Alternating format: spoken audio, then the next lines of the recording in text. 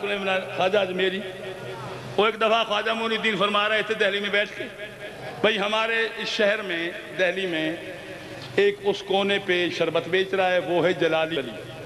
ادھر ایک خربوزے بیچ رہا ہے وہ ہے جمالی، ایک بیٹھا تھا دوسرا جو نہیں مانتا، ہاں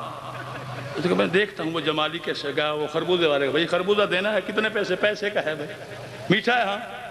چیرا کھایا کریں یہ تو کوڑا ہے، کڑوا ہے، اس نے دوسرا اٹھا لے ساری ریڈی نالی میں پھینک دیا، ویسے اس نے کہا بھئی ٹھیک ہے یہ پیسہ لے جائے، وہ تھا نا جمالی، اس میں غصہ نہیں تھا، اب باری آگئی اس کو تقدیر نے اٹھایا لے گیا جلالی کے پاس، بھئی شربت بیچنا ہے ہاں، میٹھا ہے ہاں، کتنے پیسے؟ پیسہ کی گلاس، اس نے ایسے گھونٹ بھرا تھا تو میٹھا، کرولی پھینک کے کہنے لگا یہ تو کڑوا ہے، اس نے مارا منہ پہ لتر گرا کے کہنے لگا یہ خربوزے والا نہیں، ہائے ہائے